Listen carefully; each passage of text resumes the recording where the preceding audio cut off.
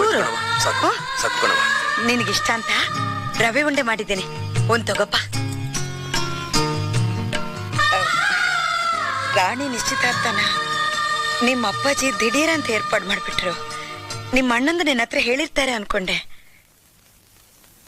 ನಿನಗ್ ಗೊತ್ತಿರ್ಲಿಲ್ಲ ಅನ್ನೋ ವಿಷಯ ನಂಗೆ ಗೊತ್ತಿಲ್ಲಪ್ಪ. ಪರವಾಗಿಲ್ಲ ಕಣವ, ನನಗ್ ಗೊತ್ತಾದ್ರೂ ಏನ್ ಪ್ರಯೋಜನ? ಈ ಮನೇಲಿ ನಾನು ಲೆಕ್ಕಕ್ಕಿಲ್ದೋ ತಾನೆ, ತಪ್ಪಾಗಿ ಹುಟ್ಬಿಟ್ಟೆ ಅಲ್ವೇನವ? ನನ್ಗೊಂದೇ ಒಂದು ಆಸೆ ಕಣವ, ಮುಂದಿನ ಜನ್ಮದಲ್ಲಿ ಮನುಷ್ಯನಾಗಿ ಹುಟ್ಟಿ ಇದೇ ಮನೇಲಿ ಹುಟ್ಟಿ ಅಪ್ಪಾಜಿ ಮೆಚ್ಚುವಂತ ಮಗನಾಗಿ ಬಾಳ್ಬೇಕು.